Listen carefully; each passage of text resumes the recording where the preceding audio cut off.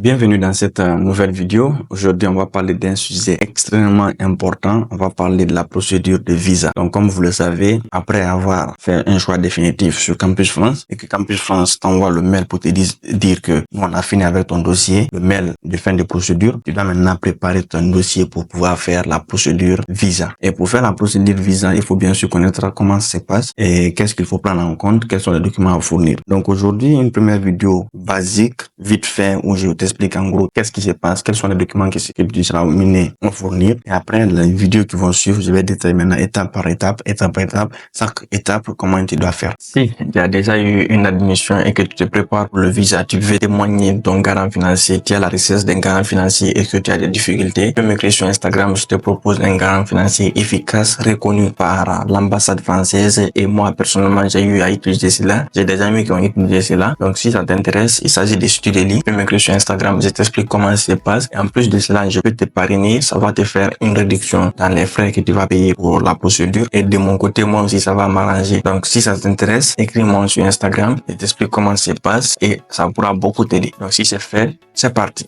Donc, pour commencer, il faut savoir que pour faire le visa, je pense que tu as déjà préparé en amont parce que c'est pas quand tu vas avoir une acceptation, simplement tu vas commencer à préparer le visa. Il faut savoir dès le départ qu'il y a le visa, donc tu dois prendre beaucoup de choses en compte. Dans tous les cas, voilà ce qui va se passer. Si tu as maintenant fait ton choix définitif avec Campus France va t'envoyer un mail et c'est le mail là qui devient un des premiers documents que tu dois fournir. Donc au visa, il y a plusieurs documents à fournir et ça dépend de ta situation et à peu près aussi ça dépend des pays. Pour quelqu'un qui est, par exemple, au Maroc, qui a été boursier, par exemple, si c'est la Guinée qui a été boursier, qui est allé au Maroc, lui, au visa, il va pas fournir les mêmes documents que quelqu'un qui est déjà en Guinée et qui est ressortissant de Guinée encore dans le pays. Donc, c'est comme ça. Donc, si toi aussi t'es sénégalais et que tu es dans un autre pays, au visa, tu vas avoir d'autres documents plus par rapport à quelqu'un qui est sénégalais et qui est au Sénégal. Donc, ça, c'est très important à prendre en compte. Donc, maintenant, si tu le sais, il faut savoir que les documents se divisent en 3 phases. Donc, le premier document, c'est tout ce qui est lié à toi-même, à ton parcours, à ta personne. Donc, le premier, c'est acte de naissance ou extrait de naissance en fonction de où tu es. Après, ça peut dépendre si tu es, par exemple, quelqu'un te prend en charge, tu es chez quelqu'un et tout, on peut demander les papiers, mais le plus important, ton acte de naissance à toi. Et si tu veux, tu peux ajouter ta carte d'identité, mais ce n'est pas important parce que ton passeport fait partie. Donc, ton acte de naissance, ton passeport, ton parcours, c'est-à-dire tes diplômes obtenus, relevés de notes, diplômes et tout ce que tu as mis dans Campus France quand même. Mais généralement, sur cette partie, des fois, on ne demande pas, mais par précaution, il faut juste les avoir, c'est très important. Donc, après ça, le mail de Campus France dont je viens de te parler, c'est très important. Donc, en gros, ce sont les éléments très importants liés à toi. Acte de naissance, passeport et le mail de Campus France là. Et après, ton parcours, tes documents là. Mais les documents là, il faut juste les prendre en mesure de précaution. C'est très important, c'est juste ça. Maintenant, ça, c'est tout ce qui est lié à toi. Donc, pour le savoir, il faut juste aller sur la page de Visa France. Tu vas voir quels sont les documents à fournir. Tu peux faire une simulation et voir quels sont les documents que tu seras amené à fournir. Très important. Donc maintenant, ça, c'était toi. Maintenant, après toi, les documents de voyage. Donc, dans les documents de voyage, c'est-à-dire quand tu vas venir en France, les documents là, quoi. C'est ce que je vais dire. Donc, après la partie toi et ton parcours, on va attaquer maintenant la partie logement. Donc, maintenant, pour le logement, tu seras amené à fournir des documents attestant que tu as un logement quand tu viens où tu vas rester au moins pour le premier ou quand même pour les premiers mois en France. Parce que l'ambassade ne va jamais te laisser quitter l'Afrique ou ton pays et venir en France alors que tu n'as pas un logement. Là, c'est impossible. Donc, tu seras amené à chercher un logement. Donc, dans le logement, tu as 2 solutions ou voire 3 solutions. Donc, mais la troisième solution, je sais pas trop, mais on va voir. Donc, la première solution, c'est de trouver ton propre logement à toi. C'est-à-dire, tu pars sur Google, tu mets des sites pour pouvoir chercher les logements. Mais après, on va en parler tout ça. Je fais juste une vidéo générale. Donc, tu pars chercher un logement, tu cherches un appartement vite fait et quand tu trouves, tu contactes le propriétaire et quand tu trouves le propriétaire, vous discutez, vous mettez les points sur les i et quand vous tombez d'accord, vous faites une signature de contrat. Et si tu as quelqu'un ici, la personne va aller voir parce que ça c'est obligatoire, il faut aller voir le logement. Après tout, tu as le contrat et c'est ça tu vas déposer pour le document de logement. Maintenant ça c'est la première solution. La deuxième solution, si tu n'as pas pu trouver un logement personnel à toi, tu vas maintenant chercher quelqu'un qui va t'héberger. Donc dans l'hébergement, peu importe la personne, il y a juste des règlements il faut encore respecter. Maintenant on va encore encore en parler. Donc, il faut toujours trouver un logement et un hébergeur, je m'excuse. Et quand tu trouves l'hébergeur, la personne sera amenée encore à fournir des documents. Et les documents là aussi, c'est ce que tu vas prendre et aller directement déposer ça au visa. Donc ça aussi, c'est la deuxième possibilité. Maintenant, la troisième possibilité, c'est de trouver un hôtel ou soit quand même quelque part où tu vas venir et rester, genre les hôtels,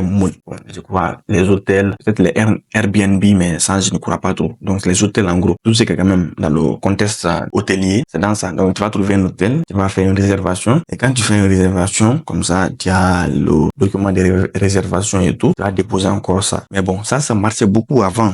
Mais actuellement, ces dernières années, il n'y a pas trop de confiance dans ça. Mais dans tous les cas, on va encore en parler bientôt. Donc ça, c'est très important. Donc pour le logement, c'est ce que tu seras amené à voir. Donc ça, je pense qu'on est bon. Et là, si tu as des questions, tu peux les poser dans les commentaires. Mais dans tous les cas, je vais faire une vidéo spécialement pour le logement, spécialement pour chaque partie. Je vais faire des vidéos spécialement. Aujourd'hui, c'est juste, voilà. Donc du coup, après les deux parties là, on va parler de la troisième partie. Dans la troisième partie, ce sera maintenant les documents d'attestation des ressources, on va dire, ou soit des documents qui prouvent que tu as les moyens nécessaires pour venir vivre un an en France sans problème. Et ça, tu le sais déjà parce que quand tu as fait l'entretien, on t'a posé la question, quel est le montant minimum pour pouvoir vivre en France par mois? Donc, tu as répondu 615 € et par an, c'est 7380. Donc, du coup, pour cette partie, il y a aussi plusieurs possibilités. Donc, les plusieurs possibilités là, il y a, on va dire, deux grandes catégories de possibilités. Deuxièmement, tu vas faire un AVI. Un AVI, quoi? C'est attestation de virement irrévocable. Et comment on fait ça? Généralement, si par exemple, toi, tes parents sont assez riches, ça va, tout va bien, ils vont stocker de l'argent dans un compte bancaire et ce compte bancaire-là va aller à ton nom et la banque va signer une attestation disant que dès que tu arrives ici, quand tu ouvres un compte bancaire, on te verse tout l'argent. Donc là, le document là, c'est ce que tu vas prendre et aller voir l'ambassade pour qu'on puisse t'accepter. Donc ça, c'est très important. Là, ça, c'est une première possibilité. La deuxième possibilité, c'est si tu n'as pas ça, tu puisses avoir un garant. Et le garant là, peu importe où il est dans le monde, s'il est en France ou il est aux États-Unis, il est en Chine ou il est chez toi dans ton pays ou peu importe, la personne peut se porter garant et aussi il y a des documents encore à fournir et la personne va fournir ça pour toi. Donc ça aussi, c'est les deux possibilités. Donc la troisième possibilité, c'est de passer par une agence. Il y a des agences aussi spécialisées pour ça et typiquement comme Studeli. Studeli est très reconnu dans ça. En plus de ça, l'ambassade française reconnaît Studeli dans ça et le confirme. Donc si tu veux avoir des détails par rapport à ça, tu peux m'écrire sur Instagram et je vais aussi t'expliquer un peu plus en détail. Donc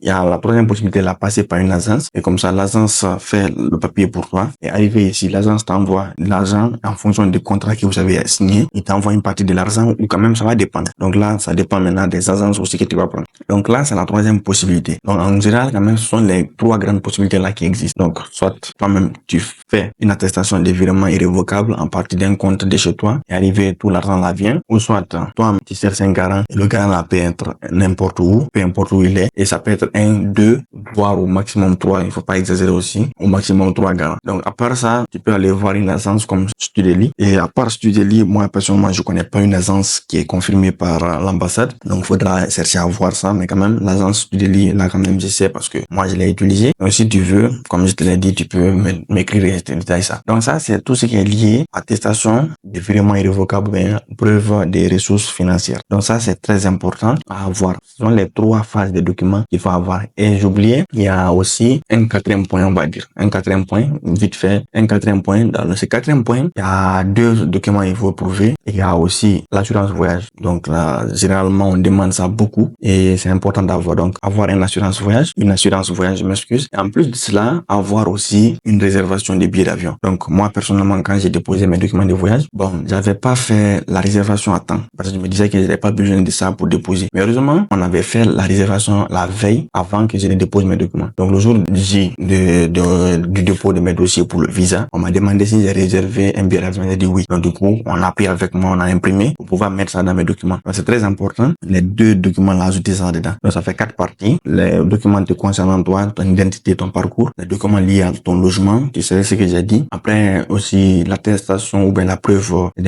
financière que tu peux venir vivre ici un an sans problème. Et après, les papiers de voyage pour pouvoir venir, une réservation de billets d'avion et une assurance voyage. Donc, c'est ça les 4 points à retenir pour pouvoir faire un dépôt de visa. Donc, Ça, ce sont les documents en général que j'ai dit. Donc maintenant, dans les vidéos qui vont suivre, maintenant, petit à petit, je vais essayer de t'expliquer chaque partie. Si on prend par exemple le logement, quelles sont toutes les méthodes et les possibilités d'avoir un logement en France et de prouver ça à l'ambassade. Si on prend aussi la preuve des ressources financières, quelles sont toutes les possibilités, combinaisons que tu peux faire pour pouvoir maintenant encore prouver cela. Et si on parle aussi de billets d'avion, bah là aussi, je vais t'expliquer encore qu'est-ce qu'il faut faire. Et bon, pour tes documents, comme je disais déjà, quels sont les documents à fournir. Donc en gros, quand même, j'espère que vraiment j'ai été le plus clair possible et j'ai pu résumer ça vraiment. Donc c'est un peu ce que je voulais partager avec toi dans cette vidéo, te guider. Et par rapport aux documents de visa, bah si tu peux le faire le plus tôt possible, fais-le. Mais si quand même tu n'as pas encore d'acceptation garantie ou soit tu ne sais pas réellement quelle université prendre et tu n'as pas encore les autres documents, ne te précipite pas. Mais si tu as quand même tout et tout est prêt, balance-toi, rien à craindre. Mais si tu n'as pas tout, bah faut patienter et cherche d'abord tout. Pas te précipiter et aller après on te refuse et tout. Voilà. Et avant de finir, pour ceux qui ne le savent pas, au visa, tu peux déposer le visa autant de fois que tu veux. Mais seulement attention, la période, parce que tu peux pas déposer le visa alors que tu as rentré en septembre et tu déposes le visa après septembre. C'est impossible, à moins que l'université accepte une rentrée retardée. Mais si c'est pas le cas, c'est pas possible. Donc, tu peux tenter le visa autant de fois que tu veux. C'est pas comme les universités quand ils te refusent, c'est fini. Par exemple, si tu peux déposer une première fois, on te refuse, tu déposes encore une deuxième fois, on te refuse, une troisième fois, on t'accepte, c'est possible. Mais tu vas gaspiller de l'argent parce qu'il y a les frais de visa aussi. Donc, et puis, même oublié, j'ai pas dit ça. Donc, il y a les frais de visa aussi à payer, hein. Et on va voir tout ça dans les détails, ne vous inquiétez pas. Donc, ça aussi, c'est possible. Donc, cherche les documents, assemble-les tous, et voilà. Et patiente dans les autres vidéos, je vais t'expliquer comment on fait. Et tu vas voir que c'est assez simple. Et si tu as tout, tu prépares tout et tu déposes, tu prends ton rendez-vous vite fait, voilà. Et je te souhaite vraiment d'avoir ton visa. Et rendez-vous en France ici. Parce que, actuellement, dans les commentaires, on me dit rendez-vous en France. Donc, moi, si je vous dis rendez-vous en France ici, et en mois de septembre, je vous attends. Donc, en attendant, on va se dire à très bientôt. Prenez soin de vous et ciao.